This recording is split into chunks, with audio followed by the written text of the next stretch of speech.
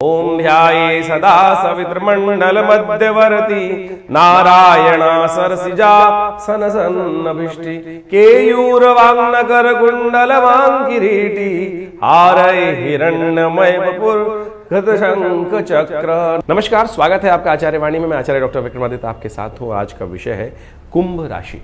कुंभ राशि वालों के लिए ग्रहों का योगायोग इस अप्रैल के मध्यकाल में जो बन रहा है वो बहुत विशेष है। और यदि हम बात करें कुंभ राशि के दृष्टिकोण से तो हर वर्ग के लिए कई प्रकार के विशेष योग बनते दिखाई दे रहे हैं। ऐसे में कुछ मामलों में आपको सावधानी रखनी चाहिए। वो कौन से मामले में खास तौर पर ध्यान रख लीजिए।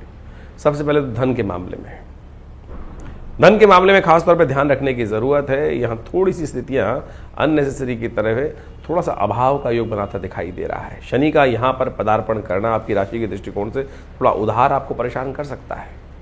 और ऐसे में ग्रह नक्षत्रों के दृष्टिकोण से उसका उपचार करना बहुत ज़रूरी। शनि की 7.5 का अंतिम भाग आपकी राशि के दृष्टिकोण से शुरू हो गया है। ऐसे आपको शनि को मनाने का खास तौर पे प्रयास करना चाहिए। इन दिनों बहुत सारे योग बनेंगे। ऐसे अभी आने वाले करीब 1-2 महीनों में कई योग आने वाले हैं कि शनि का यदि उपचार कर ले तो पूरे वर्ष शनि आपके खासतौर पर कंट्रोल में रह सकते हैं। यदि हम बच्चों की बात करें तो इस वक्त ग्रह नक्षत्रों के दृष्टिकोण से आपकी राशि के दृष्टिकोण से जो कुंभ राशि वाले जातक हैं उनको अपनी संतानों का थोड़ा ध्यान रखने की ज़रूरत है, क्योंकि ये ग्रहों का योगायोग थोड़ा सा संतान पक्ष और बुद्धि पक्ष में कहीं ना कहीं कई मामलों में परेशानी उत्पन्न करने की योग बनाएगा। और जिन लोगों की कुंभ राशि चल रही है तो उनको तो खासतौर पे, क्योंकि 7.5 का अंतिम भाग है, ध्यान रखने की ज़रूरत ही है। बहुत जल्दी काम करना, थोड़ा सा विचार न करना, कहीं भी ज़्यादा बियॉन्ड विश्वास करना, वो कहीं ना कहीं थोड़ा सा परेशानी का योग बना सकता है। सुखों में शनि पर दृष्टि डलने के कारण से सुख भाव पर वो कहीं ना कहीं, बृहस्पति पर भी शनि की दृष्टि चल रही है तो ये बहुत अच्छा नहीं है। यदि नौकरी के दृष्टिकोण से बात की जाए तो आपकी राशि के दृष्टिकोण से यदि आप बृहस्पति का उपचार कर लें तो बहुत बढ़िया सा लाभ का योग, उन्नति का योग इस वक्त बन सकता है आपके लिए। लेकिन बृहस्पति पे शनि की दृष्टि है तो उसको खास तौर पे ध्यान रखना है। उसको कैसे, कब, कौन सा उपाय कर लें वो हम आपको बताएंगे, कौन सा रास्ता आपको कर लेना चाहिए। वहीं खासतौर पर बात करें जो लोग व्यवसाय इत्यादि में हैं तो ध्यान रखना भैया कि ना उधार देना ना उधार लेना। इस वक्त जो ग्रह स्थिति है कि वो आपके लिए उम्मीद में कई बार परेशानियां बढ़ सकती हैं, ऐसा ध्यान रखने की ज़रूरत है। सबसे बड़ी ज़रूरत है, आप यदि युवा हैं, जो युवा हैं, चाहे स्त्रियां, चाहे पुरुष हैं, चाहे बच्चे हैं, ध्यान रखना गलत कामों का गलत नतीजे होते हैं। कैरेक्टर के ऊपर कोई ना कोई प्रश्न चिन्ह वाली बात आने वाले समय में आपको परेशान कर सकती है। तो अब सिलसिलेवार तरीके से समझ लीजिए ग्रह नक्षत्र योग क्या, कब, कौन से योग बनाएंगे आपके लिए, कहाँ, कैसे आपके लिए कौन से उपाय करने उचित रहेंगे। 11 अप्रैल शुक्रवार का अवसर रहेगा। चतुर्दशी उस दिन तिथि है। चैत्र के महीने के शुक्ल पक्षी चतुर्दशी का योग बन रहा है। और ग्रह नक्षत्र के दृष्टिकोण से देखें, परिवर्तन, बुध चंद्रमा दोनों परिवर्तन का योग बना रहे हैं। और दोनों का ये परिवर्तन जो है आपकी राशि के दृष्टिकोण से हमें दिखाई देता है। थोड़ा ध्यान रखेंगे तो लाभ ले सकते हैं, और नहीं तो मन तो थोड़ा बंधा हुआ दिखाई देता है। लेकिन ग्रह बिल्कुल उचित है। ये समय आपके लिए बृहस्पति से 10 चंद्रमा पर पॉजिटिव पड़ रहा है, लेकिन थोड़ा मन जो है ना वो खुलकर काम करने में थोड़ी सी कुताही बरतता दिखाई दे रहा है। विश्वास कीजिए, ये समय बिल्कुल ठीक है। अब क्या है, एक तो होती है जो वातावरण बना हुआ है, उस वातावरण का हमको पर प्रसार प्रभाव होता है। लेकिन यदि सही दिशा मिल जाए तो हम कार्य कर लेते हैं। तो दिशा सही मिलती ये दिखाई दे रही है कि आपको आगे बढ़ने का प्रयास करना चाहिए। आपके लिए रुकावट नहीं आएगी। हम कई बार छोटी छोटी बातों में, विचित्र विडंबनाओं में फंस जाते हैं कि वो ये करेगा, वो ऐसा करेगा, ऐसा करेगा। कोई कुछ भी करता रहे, आपका समय बिल्कुल अनुकूल है। आप मन के दुविधा को त्यागने का प्रयास करें। चंद्रमा जो है इस वक्त थोड़ा दुस्वाभाविक राशि में है। और दुस्वाभाविक राशि क्या होती है कि थोड़ी सी फालतू विचारों में मन को फंसाए रखती है। इस वक्त पॉजिटिव सोचोगे तो पॉजिटिव हो जाएगा, नेगेटिव सोचोगे तो नेगेटिव हो जाएगा। यानी दुविधा बीच की स्थिति है। तो पॉजिटिव सोच के जाओ, पॉजिटिव रिजल्ट्स आने के योग बनेंगे। शुक्रवार का अवसर है, गौ पूजन करें। आपकी राशि के दृष्टिकोण से बड़ा अच्छा रहेगा। गाय को हरा चारा डालें। और कई बार लोग इस बात को हम जब बताते हैं गौ हरा चारा डालने के लिए गाय के लिए, वैसे तो भारतीय संस्कृति में सबसे पहले हर रोज़ पहली रोटी गाय के लिए निकाली जाती है। हमारे यहाँ तो सुंदर व्यवस्था थी। अब समस्या उनके लिए बन जाती है कि जो शहरों में रहते हैं, गाय दिखाई नहीं देती है, या फिर जो बहुत सारे लोग विदेशों में रहते हैं, वहाँ भी ये समस्या है। तो वो बोलते हैं कि महाराज कुछ और उपाय बताएं। तो चिंता ना करें। देखिए, अब जो उपाय है तो वो वही है ना। आप कोशिश ये करें। बहुत सारी आजकल ऑर्गेनाइजेशंस हैं जो गौशालाओं में काम कर रही हैं। वहाँ आप अपनी कुछ ना कुछ महीने के तौर पर, यदि आपके ग्रह नक्षत्र इस प्रकार की बात कहते हैं तो ये तो हमारे संस्कार है, अवश्य करने का प्रयास करना चाहिए। कुछ ना कुछ थोड़ा बहुत अपनी सामर्थ्य के अनुसार से, नित्यपति के हिसाब से कुछ ना कुछ व्यवस्था गांव बहुत सारे ऑर्गेनाइजेशन उनमें कर दीजिए। हमारे आश्रम पे आप लिखकर वो भेज देंगे तो अवश्य यहाँ भी आपके नाम से व्यवस्था हो जाती है। गौशाला आश्रम में बहुत सारे कार्य इस प्रकार से करता है आश्रम, हर तरह से आपकी सपोर्ट करने के लिए तैयार है। इसके अलावा भी यदि आप चाहें उसका लाभ लेने के लिए तो सबसे अच्छा ये रहेगा कि आप भगवती महालक्ष्मी का स्तवन करें। ओम ह्रीं महालक्ष्मी नमः इस मंत्र का जप करना भी आपके लिए उचित रहेगा। श्री सूक्त का पाठ करना आपके लिए अच्छा रहेगा। 12 तारीख की दिन बात करें, शनिवार का अवसर है, पूर्णिमा तिथि है और इस दिन ग्रह नक्षत्रों के दृष्टिकोण से योग आपके अनुकूल है। मन को पॉजिटिव, मन को साधो, मन के सधे सब सधे, बस आपकी राशि में इस वक्त हमें यही दिखाई देता है। केवल आपके मन को पॉजिटिव करने की जरूरत है। आपका मन थोड़ा सा दुविधा युक्त दिखाई देता है। ग्रह बिल्कुल उपचार चल रहे हैं। गज के इसलिए योग का निर्माण है, बृहस्पति से संबंध होने के कारण चंद्रमा बहुत सुंदर योग बना रहे हैं। हनुमान जी का स्तवन करें। मन को साधने का सबसे बढ़िया तरीका है हनुमान जी का स्तवन करना। सुंदरकांड का पाठ करते हैं तो सबसे पहला जो चौपाई आती है जिसके अंदर कहा है जामवंत के वचन सुहाए, जामवंत के वचन सुहाए, सुनि हनुमंत अति सुख पाए। ये सफलता का सूत्र है। इसमें जो गुरुजन का वाक्य है उसको ध्यान रखते हुए कार्य करना चाहिए। बड़े बुजुर्ग जो घर के बोल रहे हैं, दिशा निर्देश दे रहे हैं, उनकी बात यदि आपको सुहाने लगे ना तो आप समझ लें आपके बारे न्यारे होने के योग बने हुए हैं। हमने विवेकानंद योगाश्रम में इस दिन हनुमान जयंती के कार्यक्रम के तौर पर सुंदरकांड का पाठ रखा है, हनुमान जी के निमित्त यज्ञ रखा है, सवा मणि का भोग रखा है, हनुमान जी को चोला चढ़ाया जाएगा, स्वर्ण का चोला हनुमान जी को चढ़ाने की व्यवस्था की गई है, सवा मणि का भोग लगाया गया है। आप स्वयं भी सब लोग विवेकानंद योगाश्रम में पीताम्बरा पीठ पर आकर हनुमान जी का सुंदर दर्शन करें, कार्यक्रम में भाग लें। विवेकानंद योगाश्रम जमुना पार लक्ष्मीनगर में क्षेत्र दिल्ली में स्थित है और वहाँ हर रोज़ करीब 8 घंटे यज्ञ होता है। भगवती का पीताम्बरा का बहुत बड़ा दिव्य स्थल है। नित्य प्रति करीब 8 घंटे यज्ञ और ये उत्सव समय समय पर हम आपको अवगत कराते रहते हैं। आप भी जुड़ेंगे तो अवश्य भगवती कृपा से अनेक मनोकामनाओं को सिद्धि का रास्ता बनेगा। इस कार्यक्रम में आप यदि भाग लेना चाहते हैं तो बिल्कुल सादर आमंत्रित हैं। कोई फीस नहीं रखी गई है। हाँ, यदि आप किसी पंडित जी को व्यवस्था कराना चाहते हैं, अपने नाम से कोई पाठ कराना चाहते हैं तो उसके लिए शुल्क जरूर होगा, वो आप जमा कराकर अपने नाम से भी इस पूजा का लाभ ले सकते हैं। 13 तारीख का रविवार का अवसर है और इस दिन वैशाख का महीना आरंभ हो रहा है। शास्त्र के दृष्टिकोण से वैशाख का पुण्य बड़ा कहा गया। भगवान ने अपना नाम स्वयं इस महीने को दिया है। माधव मास कहा जाता है इस महीने को, और कहा जाता है कि जिस प्रकार से कार्तिक के महात्म का पुण्य है उसी प्रकार से कार्तिक वैशाख के स्नान का भी पुण्य है।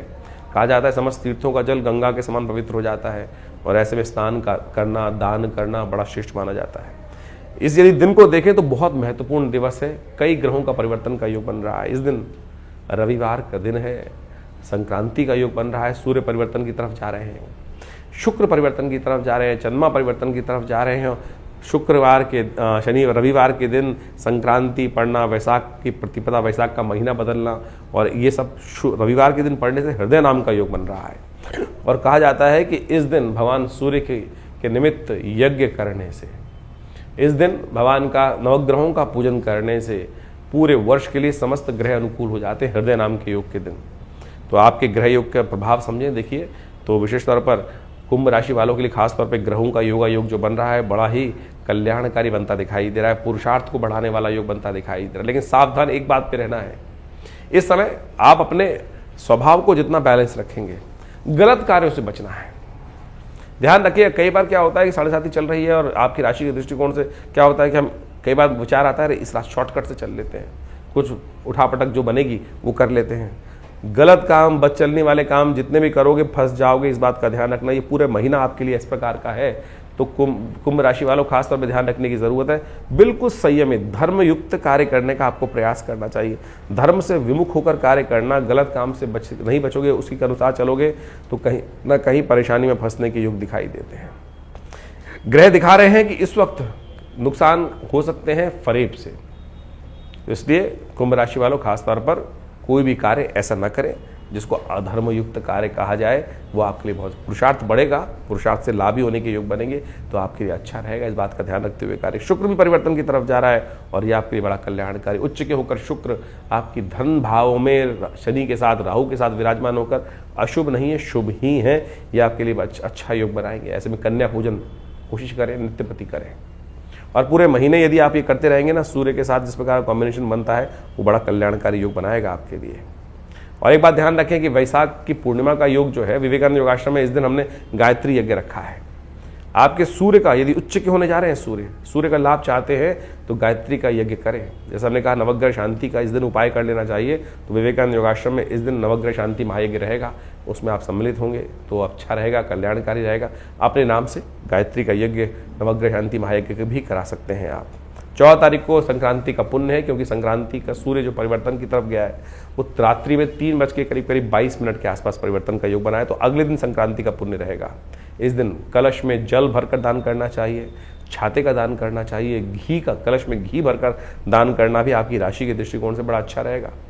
तो ये ऐसे में ये सब उपाय करें तो आपके लिए कल्याणकारी योग बनेंगे। ग्रह नक्षत्रों को दृष्टिकोण देखें 14 तारीख की सोमवार के दिन, तो वो दिखाई देते हैं कई प्रकार से आपकी राशि में जो योग बनते दिखाई दे रहे हैं वो आपके लिए ओवरऑल अच्छे हैं। धर्म में आपकी इच्छा जागती दिखाई दे रही है, जितने धर्मयुक्त कार्य करोगे वो आपके लिए बहुत सुंदर है। धर्म यानी युक्ति युक्त तरीके से, अधर्म का रास्ता नहीं, धर्म का। वैसे तो आपका मन ऐसा रहेगा कि धर्मयुक्त ही रहेगा, धर्म के अनुसार से ही कार्य करते दिखाई दे रहे हैं आप, वो आपके लिए अच्छा योग बन रहा है। शिव का ध्यान लें, शिव का मंत्र जप करें। 15 तारीख मंगलवार का अवसर है, ग्रह नक्षत्रों के दृष्टिकोण से ये समय आपके लिए बड़ा अनुकूल बनता दिखाई दे रहा है। आने वाले 5-6 दिन आपके लिए पॉजिटिव रिजल्ट आने वाले बनते दिखाई दे रहे हैं। बस एक बात ध्यान रखना कि थोड़े शत्रु पक्ष जो है वो अननेसेसरी आपको परेशान करने का योग बना सकते हैं, और आप देख समझ कर भी उनको इग्नोर करते दिखाई देंगे। जो उपद्रवी तत्व हैं वो कहीं ना कहीं थोड़ा सा आपको परेशान करने के लिए कुछ ना कुछ चालें चल रहे होंगे, आपको समझ में आ रही होगी, और लेकिन फिर भी आप शांत रह दिखाई दे रहे हैं। ऐसा शांति नुकसान दे सकती है, उनका इलाज करना ज़रूरी है, इस बात का ध्यान रखें। भगवती काली का स्तवन करें, हनुमान जी गदा चलाएं, हनुमान जी का सुंदर दिन है, कोशिशें करें। और देवता चित्त न धरहि हनुमत से ही सर्व सुख करें, हनुमान जी का पाठ करें, और जो न्याय उचित कार्य होता है वो अवश्य करने का प्रयास करें। अन्याय को सहना भी अन्याय ही है, धर्मयुक्त नहीं है, तो इसलिए उनकी व्यवस्था करने का प्रयास करें, थोड़ा सा कानूनी हेल्प लेने का प्रयास करें, आपके लिए अच्छा रहेगा। 16 तारीख बुधवार का अवसर है, तृतीया तिथि है, इस दिन भद्रा का योग है, करीब 1:30 बजे तक भद्रा रहेगी, और उसके बाद सर्वात सिद्धि योग बन जाएगा, वो आपके लिए अनुकूल होगा। बृहस्पति परिवर्तित होकर आपके दशम भाव पे बैठे हुए चंद्रमा पर दृष्टि डाल रहे हैं, और ये गज केसरी योग का निर्माण कर रहे हैं। जैसा हमने कहा कि 2-3 दिन ग्राफ बहुत अच्छा आपके लिए बढ़ता दिखाई दे रहा है। कर्म से भागिए मत, जितनी मेहनत उतना लाभ निश्चित आपकी राशि में दिखाई देता है। विघ्नों को दूर करने के लिए श्री गणेश का सुंदर स्तवन, चतुर्थी है, गणेश जी के निमित्त गणेश जी चतुर्थी का व्रत है, तो अवश्य गणेश जी को सुबह सुबह आप कोशिश करें पीले पुष्प अर्पित करें, गंगणा आदि पतये नमः इस मंत्र का जप करें, शुभ होगा। 17 तारीख बृहस्पतिवार का अवसर है, चतुर्थी तिथि उदया तिथि के रूप में विद्यमान है, और ग्रह ओवरऑल 70% तो अच्छे दिखाई देते हैं। अब 7.5 तो चली रही है, उसका उपचार करना चाहिए। गुरु का निर्देश लें, गुरु का आज्ञा का पालन करें। बुद्धिमान बृहस्पति जो हैं वो बुद्धि के स्वामी, ग्रहण अध्यात्म के स्वामी है, और वो आपके लिए खास तौर पर सुख वाले भाव में बैठे हैं, लेकिन शनि से दृष्ट है। कोशिश ये करें उनको शक्ति दें। क्या होगा, केले का एक पेड़ रोपित करें और उसको पूजन करें। किसी धर्मस्थल पर जाके केले का पेड़ लगाना आपके लिए अच्छा रहेगा, केले का दान करना आपके लिए अच्छा है। गुरु जी का आशीर्वाद देना आपके लिए बड़ा कल्याणकारी रहेगा। 18 तारीख शुक्रवार का अवसर, पंचमी तिथि इस दिन विद्यमान है, और ग्रहों का योग आपके लिए लाभ के रास्ते खुलता दिखाई दे रहा है। यह आपके लिए अच्छा अनुकूल योग बनाता दिखाई दे रहा है। ऐसे समय में आपके ग्रह नक्षत्रों के दृष्टिकोण से कोशिश ये करें इन दिनों अवश्य भगवान तीर्थ जल में स्नान करें। देखिए आपके योग हैं कि तीर्थ यात्रा करने का योग यदि बन रहा हो तो अवश्य करने का प्रयास कीजिएगा। इन दिनों तीर्थ यात्रा से आपके कार्य बन सकते हैं। धर्मयुक्त कार्य बनाने के लिए ध्यान रखें, तीर्थ का से जल से स्नान, थोड़ा सा गंगा जल लेकर अपने को छिड़क दीजिए, ये बड़ा श्रेष्ठ उपाय है। आजकल तो पानी की बोतलों में भी गंगा जल आता है, तो उन सबको जो है उसका उपयोग करना आपके लिए बड़ा कल्याणकारी रहेगा। 19 तारीख शनिवार का अवसर, षष्ठी तिथि विद्यमान है, और ऐसे में रवि योग बन रहा है नए कार्यों को आरंभ करने के लिए 10:30 के बाद, तो नए कार्यों की गति प्राप्त होने के योग बन सकते हैं। लेकिन ध्यान रखें शनि महाराज आपकी राशि में इस वक्त जो बैठे हैं कहीं ना कहीं 7.5 का प्रभाव उत्पन्न कर रहे हैं, बने बनाए काम में कहीं ना कहीं डिले कर रहे हैं। तो ऐसे में हनुमान जी को चोला चढ़ाना, सतमाजी का दान करना, काली उड़द का दान करना, ये सब उपाय आपके लिए अच्छे रहेंगे। शनि स्तोत्र का पाठ करें आप, आपकी राशि के दृष्टिकोण सबसे श्रेष्ठ है। और ऐसे में कभी कभी अपनी जन्मपत्री का एनालाइज कराते रहें। गोचर के दृष्टिकोण से तो चल ही रहा है योग, लेकिन यदि सही दिशा निर्देश आपकी जन्मपत्री को देख के मिल जाए तो बहुत सारी चीज़ों को पहले से आप पूर्वाभास लेकर अपने भाग्य को परिवर्तन का रास्ता बना सकते हैं, क्योंकि हर रोज ग्रह परिवर्तन की तरफ चलते हैं। इन दिनों यदि हम बैसाख के महीने में बात करें तो कुछ तिथियां क्षय हो रही हैं, कुछ तिथियां कहीं ना कहीं बढ़ रही हैं। तो ये जो शेयर मार्केट इत्यादि में काम करते हैं लोग, उनको बहुत सावधानी के साथ करना चाहिए, अपने समय को पहचानते हुए करना चाहिए। ऐसा नहीं होता कि जब मार्केट गिरती है तो सभी लोग का नुकसान होता है। बहुत सारे लोग नुकसान में भी लाभ उठाते हैं, उनके ग्रहों का प्रभाव है। और लेकिन जब दुनिया लाभ ले रही होती है, कहीं ना कहीं दूसरे व्यक्ति जिनके भाग्य खराब होते हैं उनको नुकसान के योग बन जाते हैं। तो आपकी 7.5 चल रही है, तो अपनी जन्मपत्री को अच्छे से प्रॉपरली एनालाइज कराएं कि कहाँ कौन सी दशाएं किस प्रकार के योग बना रही हैं, और उसके बाद महत्वपूर्ण कार्यों में हाथ डालें। 20 तारीख का दिन परिवर्तन की सूचना लेके आता दिखाई दे रहा है, लेकिन ध्यान रखना पड़ेगा 50% अच्छा 50% खराब आने वाले कुछ दिन दिखाई देते हैं, क्योंकि चंद्रमा आपका 12वें भाव में जाएगा, बृहस्पति से दृष्ट जरूर होगा, लेकिन साथ साथ कहीं ना कहीं जुर्माना करने के योग भी बना सकता है।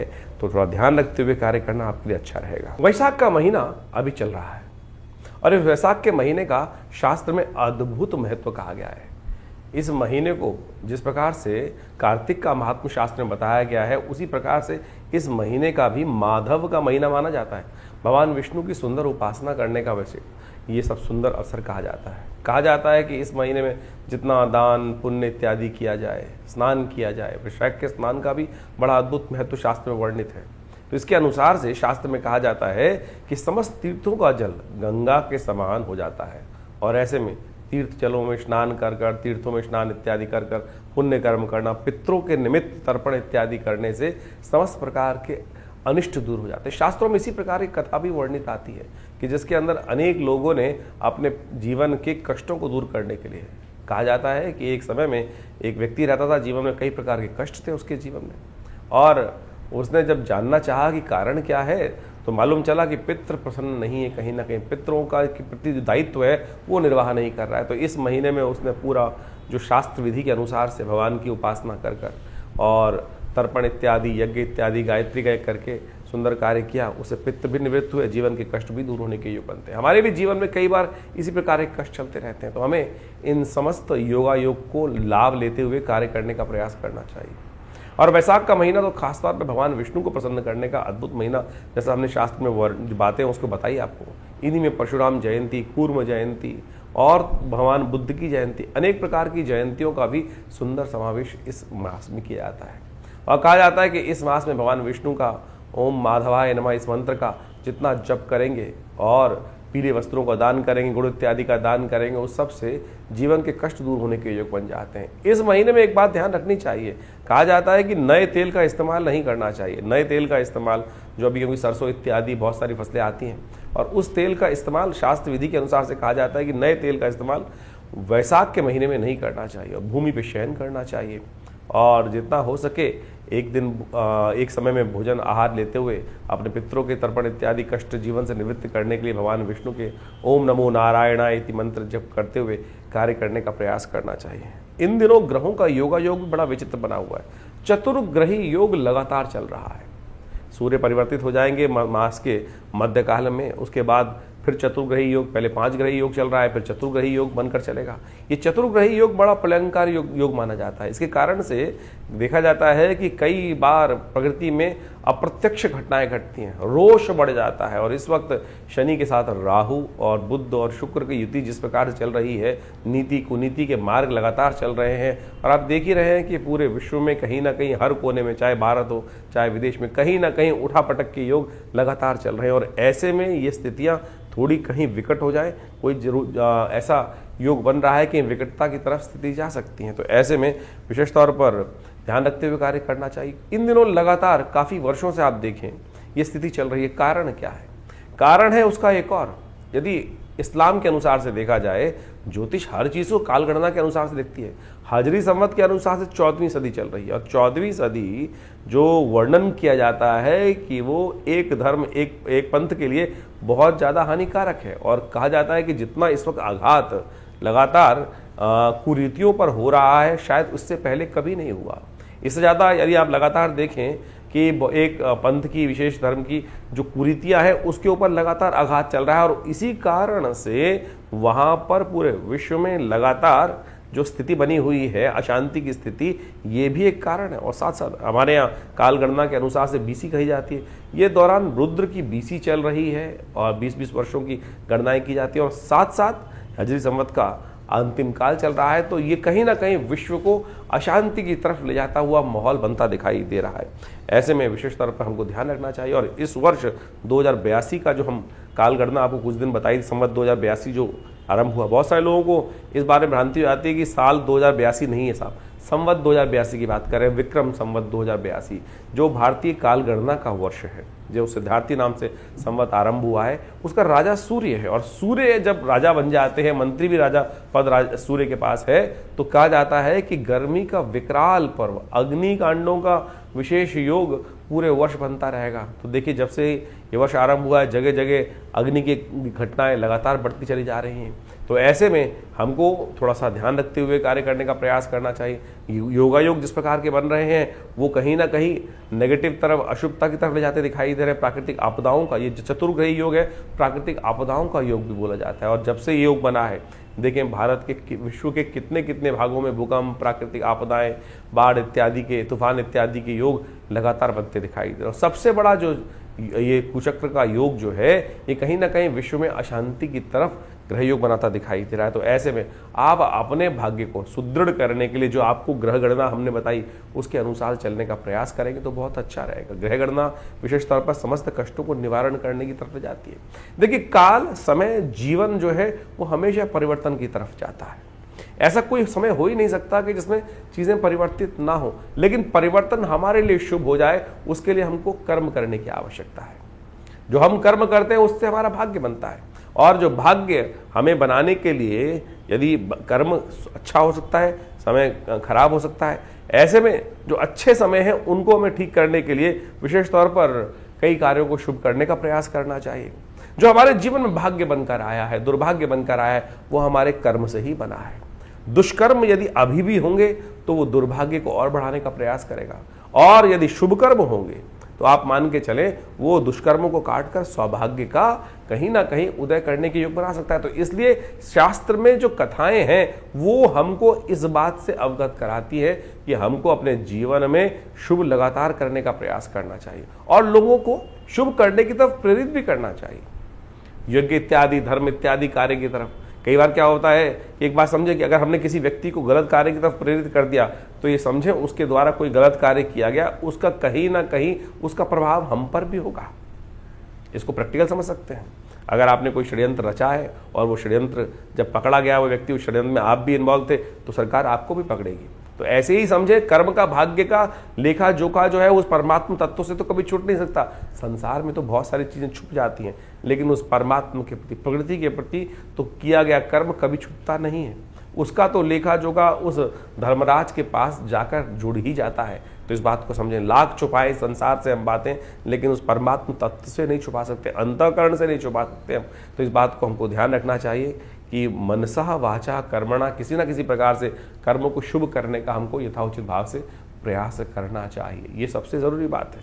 और हम लगातार अपने कर्मों को शुभ करने के लिए बहुत सारे, जो हमारी भारतीय संस्कृति में देखिए क्या क्या बताया गया है, हर रोज़ कोई ना कोई उत्सव। हमारे ऋषि मुनि मूर्ख नहीं थे, बहुत चतुर थे, बहुत चतुर थे। उन्होंने संसारिक समस्याओं को जोड़कर इन शुभ कर्मों के लिए शुभ योगों का निर्माण किया, शुभ उत्सवों का निर्माण किया। कि व्यक्ति पांचों उंगलियां बराबर नहीं है, किसी की श्रद्धा किसी में है, किसी की श्रद्धा कहीं है, किसी की श्रद्धा कहीं है, तो किसी ना किसी प्रकार से वो शुभ कर्म की तरफ प्रेरित होता रहेगा, शुभ कर्म की तरफ लगा रहेगा। देखिए, पुरानी कहावत है, खाली दिमाग शैतान का। जो खाली समय होगा, कुछ नहीं होगा, तो क्या करेगा व्यक्ति? गलत कार्य की तरफ प्रेरित होगा। और आज ये उत्सव है, आज दिवाली है, आज होली है, आज सावन है, आज पूर्णिमा है, कल अमावस्या है। तो ये जब उत्सव आते रहते हैं तो कहीं ना कहीं व्यक्ति सद्मार्ग की तरफ, देखिए, अपनी श्रुति को ऊर्ध्वगामी बनाने के लिए लाख प्रयास करने पड़ते हैं, लेकिन यदि छोड़ दोगे तो वो नीचे की तरफ ही जाएगी, अधोगामी ही बनेगी। तो इसलिए हमारे संत महात्माओं ने इतने सुंदर उत्सवों का निर्माण किया। और जब भी हम बात कर रहे थे वैशाख के महीने में, तो एक से एक बढ़िया सुंदर उत्सवों का योगा योग बनकर चल रहा है। संक्रांति तो हर महीने आती ही आती है, तो इसमें वैशाख के महीने में भगवान परशुराम जी की जयंती, अक्षय तृतीया, जिस दिन कर्म करेंगे तो शुभ ही होगा, तो अक्षय फल प्राप्ति के योग बनेंगे। अशुभ करोगे तो अशुभ का अक्षय फल प्राप्त होगा, और शुभ करोगे तो शुभ का अक्षय फल प्राप्त होने के योग बन सकते हैं। कूर्म जयंती, अनेक प्रकार के सुंदर योग इस समय बनकर तैयार होंगे। कोशिशें करें, बड़ी श्रद्धा के साथ भगवान का स्मरण करने का प्रयास करें। हम विवेकानंद योगाश्रम में इन समस्त समयों में अलग अलग प्रकार के यज्ञ इत्यादि, नवरात्र के यज्ञ, जैसे अभी महावीर जयंती, हनुमान जयंती आएगी, उस पर सुंदर और कार्य चलते रहेंगे। तो इन सब यज्ञों का रविवार के दिन तो विशेष यज्ञ आश्रम पे रहता ही है, हर रोज नित्य प्रति 8 घंटे यज्ञ रहता है। आप भी इन यज्ञों में अपने आप को जोड़ सकते हैं और बहुत सारे शुभ कार्य। देखिए संसार में हम यज्ञ की तरफ प्रेरित क्यों करते हैं व्यक्ति को? क्योंकि हम दान करते हैं, पुण्य करते हैं, पता नहीं किसको दे रहे हैं, क्या वो क्या करेगा हमारे उस दान के, उस हमारे सहयोग का। तो इसलिए कोशिश ये करें हम भगवान के प्रति उस अन्न का समर्पण भगवान को ही करते हैं। द्रव्य यज्ञ जो है जिसके अंदर आहुति दी, अन्न इत्यादि की, चावल इत्यादि की, घी इत्यादि की, वो भगवान को ही समर्पित कर दी, तो वो अग्नि के माध्यम से उस देवता तक पहुंच जाती है। तो क्या होगा? सबसे शुभ कर्म। तो तेरा तुझको अर्पण क्या लागे मेरा। तो इस भाव को हमको ध्यान रखते हुए कार्य करने का प्रयास करना चाहिए। समय समय पर जो उत्सव रहते हैं उन सब के बारे में हम आपको अवगत कराते ही रहते हैं। तो आप भी जुड़िए संस्थान से, और हर रविवार को जो यज्ञ सामूहिक तौर पर यज्ञ होता है, वैसे तो नित्यपति यज्ञ होता है, रविवार वाले यज्ञ में सब लोग आकर उस यज्ञ में बैठ सकते हैं। सुबह 8 बजे से लेकर करीब 11 बजे तक ये कार्यक्रम रहता है। माँ भगवती के दरबार में अपनी उपस्थिति दीजिए। माँ भगवती का जो सुंदर श्री विग्रह है उसके बारे में हमने कई बार आपको बताया है। ये 400-500 साल पुराना भगवती का दिव्य श्री विग्रह है जो हमारे आश्रम में विराजित है।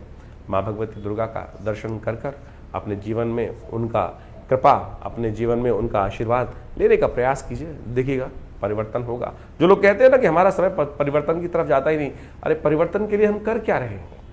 हम सपनों में संसार बुनने का प्रयास कर रहे हैं, विचारों में सपनों को बुनने का प्रयास कर रहे हैं। प्रत्यक्ष कर्म क्या कर रहे हैं?